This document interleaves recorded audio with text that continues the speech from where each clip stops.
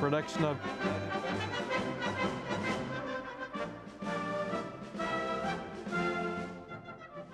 Short TV for the use of our studio facilities here in Lake Success. I want to say hello to our viewers in both Nassau and Suffolk counties and in New York City. I'd like to say hello to Sabrina Lacey, a former commander and current chaplain of the Suffolk County VFW. Welcome, Sabrina. Hi, Ed. Our guest today is Bob Madden, U.S. Naval Academy graduate and founder and president of Cost of Freedom. We'll talk to our guest in just a few minutes, but first I would like to thank our crew. On camera 1, General Robert Guarneri. Camera 3, not Mike Felix, he's not here today, so that would be Mike Ferraro. Okay. Our graphics director is Loretta DeBrino. Assistant director is Beverly Allman. No assistant director. Our regular director is Gene Shura. If there's anybody I forgot, I'm sorry. Now let us remember a few veterans who died recently. 3 members of the Greens Veterans Group, Edward Corman, Edwin Kabat, and Edwin was a Korean War veteran, and Jack Kramer, a Coast Guardsman who did his active duty in Cape May, New Jersey.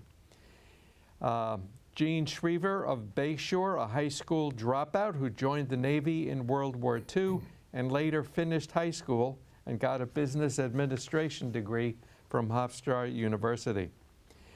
Vinnie Smythe, a lawyer from Huntington, became a sergeant in the Army in 1965 before he got his high school diploma. Morton Willen of Northport was a 1946 Army vet who, after his discharge, attended St. John's University School of Law. Ed Ettinger, also from Northport, was a Navy Academy graduate who became a pitcher for the Navy's most successful baseball team, and also he served 2 years on destroyers and submarines. Joseph McGuire of Point Lookout served in the U.S. Air Force. Anthony Gardina of Wantor was a proud Army veteran. Lastly, Lou Naden of Wantor was a vet of the U.S. Navy who used his GI Bill to attend Boston College and majored in music. If you know a veteran who died recently and you would like their name mentioned here, just email me, please, at mardiv1@optimum.net. Now it's time for a guest. Welcome, this is Robert Madden. How are you? Thank you. Okay. It's good to be here. You met Sabrina? Yep. I hope. Okay. We'd like to know something about you, Bob.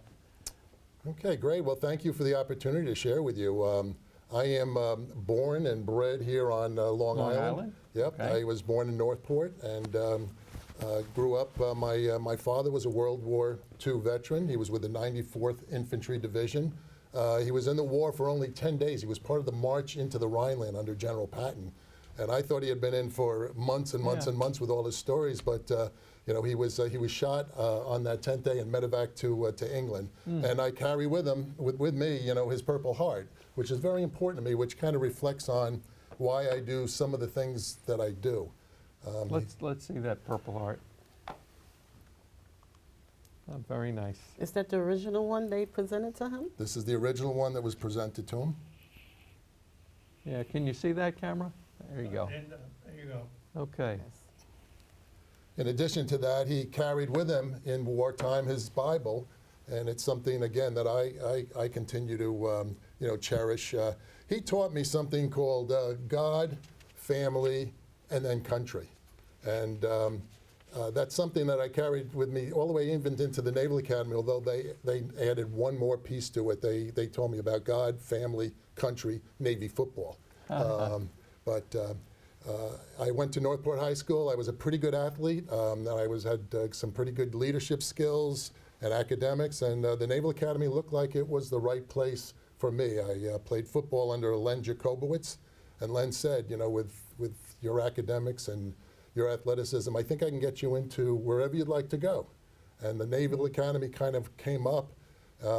Little did I know, you know, that it was going to be a 6-year, you know, commitment afterwards. But at the same time, I said, you know what, that sounds like a good thing. I love discipline. I can do it. Yeah. If I can make it through 2 a day Lenny Jacobowitz football practices, I can make it anywhere. Do you remember what congressman? I don't. okay. I don't. Actually, the Secretary of the Navy eventually was my sponsor for it. Fortunately or unfortunately, I got in as a football player, Yeah. and then the rest is history. What position did you play? I was an offensive guard.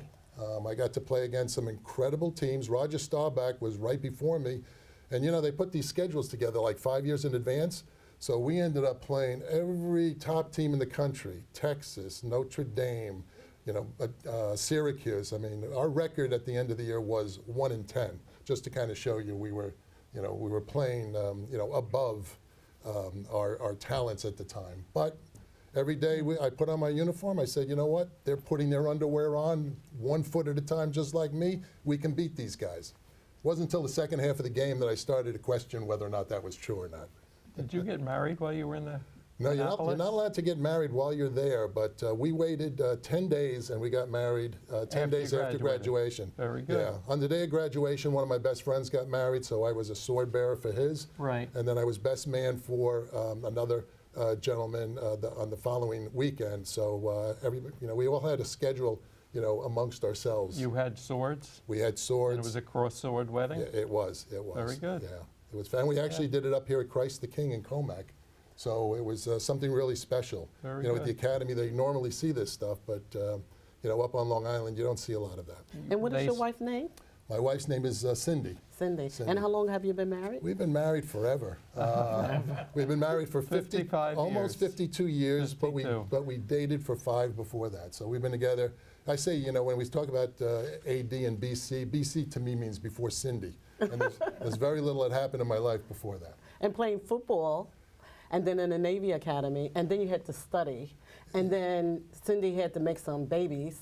Yes. Right? Oh yeah. Oh yeah. Yeah. We've been very fortunate. We're blessed with 3 children. Our oldest is Rob. He married a Naval Academy graduate. Rob went to the Naval Academy also, and they actually do something called the Travis Manion Foundation in Huntington. It's about character matters. It's about setting up a hero's run. My son Mike is my business partner.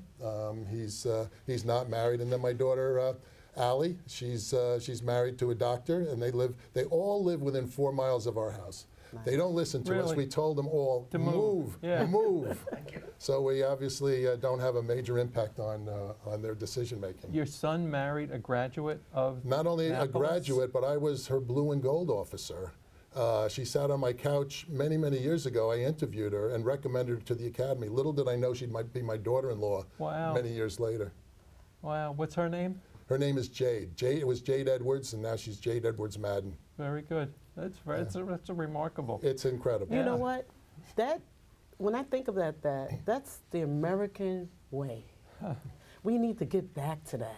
And with your son doing that kind of program, that could teach those veterans out there, you can hold on to your family as you serve in the military. Is that correct? Absolutely, absolutely. Yeah. And interestingly enough, our Congressman Nick LaLota, I was his blue and gold officer also, and now he's our Right. congressman, and I'm on his academy selection board. So it's funny how the world kind of turns. Sure. And as we stay connected to people, we just want to make a difference in people's lives. Right. That's I And think the congressman was also a naval school graduate. he went to the Naval Academy. Yes, he went to the Naval Academy, graduated 20 plus years ago. Very good. And I want to say thank you to him because he came down to my VFW and supported us in Brentwood. And most of the time, people don't want to come to Brentwood. And he came down there. And as soon as he walked through the door, I knew he was an officer and he was patriotic. And his whole demeanor was that. And he said to me, Commander Lacey, I'm going to make sure that I continue to support you as I move forward. And I said, you're going to make a good one out there in Congress, but keep your tenacity. And with you saying what you're saying, and also carrying the most important shield that you have. And if everybody, as you deploy, if you carry the shield, you should never be alone. Am I right? Absolutely. And not only that, but there's a book called The Nightingale Song where, it seems like a lot of Naval Academy graduates all kind of sing the same tune. And, when I go to Nick, I've always said, he's got the same foundation as all of us, honor, courage, and commitment. Those are the core values of both the Marine Corps and the Navy. And that's what I grew up in. And I said, what a great starting point for everybody to understand the definitions of those, because when you've got a good belief system in place, it allows decision making to become much easier in life. Yes. And you have something to lean back on, and you support people. And like you being a dad, or you're not a grandfather yet. Oh, just 8 times, yes. Yeah. Really? Yeah. We actually have a 29-year-old granddaughter, and then we have down to a 4-year-old. Nice. Yeah. So what do Thanksgiving dinner look like? It's a wonderful time. It's a wonderful time. Let's Yeah. get back to the service. Yes. Yes. What did you do in the Navy when you graduated? Did you get on a ship? I was on a ship. I was stationed in Newport, Rhode Island. I was on the USS Vogie, which was a destroyer escort. Eventually, they re-nomenclatured a fast frigate, FF 1047. I started out as the deck officer, but after going to ASW school, I became the anti-submarine warfare officer and the nuclear weapons officer. However, I could neither confirm nor deny we had nuclear weapons on board, just a nuclear weapons officer, right? So that was a 3-year tour. Became a surface warfare officer, 1110 designation, and it's the old Peter principle. As soon as you know exactly what you're doing, let's promote you to something you don't Right. know what you're doing, right? Okay. So it was good. And from there, I went to officer candidate school in Newport, Rhode Island, and I was a company officer, and I taught, seamanship and ship handling and kind of trying to be a mentor for those newbies who wanted to become Yeah. officers in Did the Navy. anything happen to you in the Navy that you don't talk to your friends about? Something that would liven up this conversation. And we won't tell anybody if you tell us. It's just between us. It's just between us. Actually, it was. He's thinking. I'm thinking, Yeah. but we almost lost the boat, and I almost lost my life during a major storm. Okay. We had a boat that was loose that we had to send our first-class bosun mate out there, and I was not gonna let that guy lose his life Right. without me. Right. And it was kind of a crazy thing because he was more talented at what he was doing out there. But to make a long story short, we were able to bring that boat back in, tie it down. But it was a scary. It was at the end of a first cruise, and we were trying to get back to port for Christmas, and we were going sometimes -2 knots, because of the winds and everything else. The commander of the fleet said everybody's on their own. It was a scary thing, and it was probably pretty stupid of me what I did, but. If he had lost his life, Yeah. I don't know if I could have lived with myself Right. either. So that's about as crazy as I can think. Yeah. What year was that when you were on that ship? It would have been 1972, 73. Now, if you compare the ships from there to now, what would you say? Well, I don't even recognize the ships anymore. They're all enclosed, and they actually look scary today, It was great. We had a complement of 230 on board. We had about 18 officers. It was a tightly knit group, and that's really what I love about the military. Whether it's the Army Band of Brothers, or the Navy SEALs, where you've got swim buddies, you're all on the same team trying to make things happen. And it's all about the ship first, your shipmate second, and then you. Because if you don't make the ship tight, your shipmates and you are not going to be able to survive anyhow. So, and that's kind of, again, a philosophy. Others, and then you. That's one of the things I like about your program that you have for the new veterans now. Can you tell us a little bit about that? That's the cost of freedom? Yes, the cost of freedom, yes. Yeah, about 18 years ago, my roommate from the Naval Academy and myself, we wanted to just get together, and we decided we'd all get together at the Army-Navy game. Lo and behold, the gentleman, another classmate who said, well, listen, I've got these incredible tickets on the 50-yard line inside of a suite. And we're like, wow, that's pretty cool. So once we got in this suite, there were like 6 of us. My wife said, oh my God, we have finally arrived. We are not, prior to that, we'd be on the other side of the stadium. I mean, Right. once she said that, we knew these are too good for us. We got to give these away. Not that they were my seats, but we gave them away the following year. And as we were giving away seats to veterans coming back from Iraq and Afghanistan, more and more people started to give us seats in their suites. And this kind of morphed into, the cost of freedom, where we would bring everybody to the Army-Navy football game. It really is about appreciating, honoring, and encouraging those that have been in the war zones and are trying to make it back to Main Street America. It's also about those Gold Star families that have lost a loved one. We try to bring them in and make them part of our family. We do it in a way that's very respectful and also very, again, family-oriented.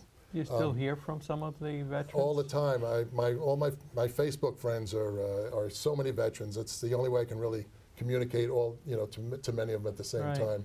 Yeah, it's a great thing. Many of them have their wounds of war are very obvious, and then there are many that their wounds of war are really hidden. Can you tell us a little bit about some of those wounds that they may have? Because a lot of people don't understand that they lost their limbs or their arms and stuff because it's covered. And then the scars that's coming from the PTSD is covered also. Just because you're looking good, that don't mean that you haven't embarked on all that kind of stuff. Yeah, I'll give you an example of, you may know Matias Ferreira. Is that a name that comes to mind? He's a Suffolk County police officer. He lost both of his legs in Afghanistan, and then he became a police officer. Yes. And I'll tell you, he's been part of our group for the last 5 or 6 years, Really? and he tells us, he says, I have an advantage over everybody else. He says, if I'm chasing somebody down and I break my leg, I can go to the trunk and replace it, okay? A regular police officer, he's going to be out for 6 to 8 weeks, as opposed to, again, having people tell other stories like that, it just kind of, it brings out the best in all of us. Yeah. The PTS ones are tough. I mean, we hear of the suicides that occur on a daily basis. I'm very involved with America's Vet Dogs. Oh, yes, And that's what we do really is we try, I've been on their board of directors for 12 years. Really? And incredible organization. That's our favorite charity, the 1st Marine Division Association. We like that. It's a great, from John Miller, the CEO, down to the breeders and the volunteers. The entire organization it really is wonderful. You're out in Stony Brook, right? Actually, it's in Smithtown. Smithtown. Yes, yeah, Very it's good. great. But again, we're dealing with PTS folks, there, and once you get a dog that loves you and licks you and everything, it's like you with your PTS, you don't want to let the puppy down. It becomes your best friend. And we're using them as facility dogs. We have one at Walter Reed Hospital. We have one now at the Pentagon. We have them with some of the major professional teams. And then, they are also, they can sense when you're having a seizure. We have seizure response dogs. We have the PTS dogs. And we have anyone with mobility issues, we have service dogs that help them as well. My wife and I have sponsored, I believe it's 12 dogs over the course of the last 10 years. And it is truly a real important part of our life. When you sponsor a dog, do you have to take care of the dog for No. We leave the heavy lifting to other people. Okay.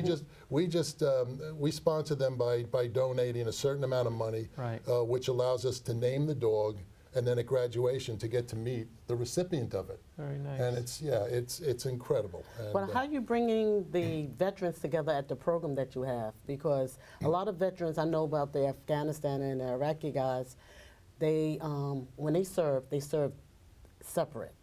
So you could be living in Wisconsin and New York, and you don't have that come back together. But with your program, you're bringing them back together, and then you're putting them together, and then forming a little group so they have their support mechanism.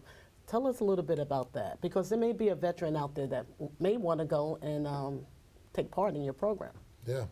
So I have a trouble saying no to people that want to come to the Army-Navy game if they've got an issue in their life and it becomes really meaningful for them. In the past, in the beginning, Walter Reed Hospital was an important aspect of us being able to bring young men and women, to our event. And later on, we put on our board of directors a young man. His name is Adam Kozlowski. He's actually with Homes for Our Troops. And he has met all of these folks that have had serious wounds and have been given houses. And he's got a network that, as we see the ability to have tickets available for the football game, rooms available and whatnot. He helps us bring some of those people in. We also like to have some that have been there before because, again, you build, you create a foundation and you build from that. And then, we also like to have some people from the public because they don't know what's going on. So it's kind of a mix. It becomes about 100 people because we want to keep it in an intimate environment. You get bigger than that and it becomes a function, and we don't want it to be a function. We want it to be, a family-oriented event. Well, I see that you put together a good program, and also I want to talk a little bit about your financial background, because a lot of veterans now serving overseas as we speak now, they don't know what's going on, and they need to really get with a good financial advisor. What advice would you give them in terms of trying to choose one, without them trying to rip them off and take their money? Whoa. And put it in Afghanistan. Okay, well, I'm not selling myself Right. or anything like that, but you listen, we as, I'm a wealth advisor, and I'm in the latter years of being a wealth advisor. My son has taken over our business, and again, my mantra had been TOPS. Trust is the most important thing. O is objective, P is professional, and C is service-oriented, okay? So that's the mantra. Now, you can have a mantra and still not be any of those things. I think what you need to do is I think you need to interview some of those people and see, explain your situation. Not every shoe fits every foot. And my son, he switched it over a couple of years ago to SWAN, sleep well at night. And that's what we want our clients to be able to do, those kind of things. But I would say it's the trust element that has actually kept our organization where it is and has allowed it to grow over the course of the last 35 years. And that's one of the things, being a veteran, we don't have trust. We don't trust anyone, all right? Merely trust ourselves. But when it comes to the money portion and you're being deployed and you have to leave your wealth to one of your family members who never knew anything about checks and balances. Mm-hmm. Your book that you have, I know you don't like to talk about it, but it's simplistic in its own entity. However, those veterans out there don't have time to read all this hear and say. Your book is so simplistic. It's just the basics of a foundation to go to the next level, or how to maintain whatever you have in terms of your benefits that they get. Because sometimes the veterans get like $30,000 to $40,000 on a sign up. They don't know what to do with that $40,000, so they'll give it to their parents who don't know what to do with the $40,000. Yeah. You talked about a book. Bob wrote a book. Can you tell us about this book with the 10,000 copies that you made, and you sold about 9,000? Is that right? Well, not really. The book is Three-Dimensional Wealth, and what it's called, it's a radically sane perspective on wealth management.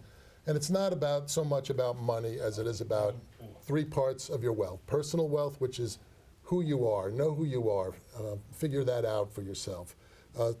Financial wealth, it's not so much what you have, but how you use that money. And then social wealth is about taking your personal wealth and your financial wealth and trying to make a difference in society, and trying to make a really good reason why you were put on this earth and why you've made it a better place to live. So that's what the book is really about. It's personal wealth, financial wealth, and social wealth. And if you've got all three, you've got what we call three-dimensional wealth. And the pillars that you have in there also, like the Veterans of Foreign War, all the nonprofit organizations that's been around for a long time, you have in there that you need to make a donation to some of those organizations as well. And it's a tax write-off. All that is in that dimensional book, but they don't teach all that. And a lot of them don't know that when you make a donation to these nonprofit organizations like your organization that you get, they grow and they can help more people. More people go to the Army-Navy game. More people to go to, I guess, the Ducks game or to the theater, all right? So that's the thing that the young ones need to know, because they never read a book before. I know my grandson, he's 19, and he knows nothing about reading a book. So, and he don't want to read a book. He wants to see it on your cell phone. Exactly. Yeah. So, question I have, you have a son, and how old is your son now? Well, I have one who's 50, one who's 45. All right. So when you started you made the transition over to him to take over what you're doing, right? Bitcoin was around. What was your attitude about Bitcoin and his attitude? My attitude was, I don't understand it, stay away from Good. Good. it. His attitude, I if don't my understand dad it doesn't either. understand it, he's going to stay away from it until he does understand it, and but we've stayed away from it. Right. So that being said, I just want to say thank you for coming and thank your wife for supporting. And how many years of marriage? 52 years in June. 52 years. If I get of that marriage. wrong, I'll hear about it, right? Okay. If there's one thing you would like to leave to those veterans that are out there that's getting ready to get deployed as we speak, what can you give them? Information. I just say, listen, America is built from the bottom up. You have an opportunity to do something, even if it's a little thing. It doesn't have to cost you money. It may cost you a little bit of your time, but or a piece of your heart. But to make a difference, if we could all just make a little difference in someone else's life, I think the world would be a much better place than waiting for something to happen from the top down to all of us. So I get paid like this when I do something for other people. And that's, to me, is a better payment than anything else.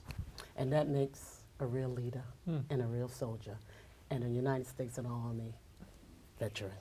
Wonder if we can get the crew up here for Thank you. a little shot. Come on up, crew. While the crew is coming up here, I want to say that I met a Robert Salneri. Robert works for the American Air Power Museum, and he's going to be providing us with news about the show, news about what he's doing at the museum. Okay, that's all? Yes. That's That's all the it. people. Come on, And crew. you mentioned the Gold Star Moms. I want to say thank you for your legacy of those guys who served our country for us to have our freedom. And I'm Okay, we just have watching about 45 seconds left. the, Okay. Air Force, and we lost quite a few crew on that Air Force battle. So we want to say thank you for your service, and we really commend you for serving in the military. All And of you. Loretta Debrino, we thank her for being the director of the graphics. Mr. Spinner, we thank him for, what do you do? You don't do much of anything. And Robert Guarneri, our general. Okay, thank you very much, everyone. And we all veterans.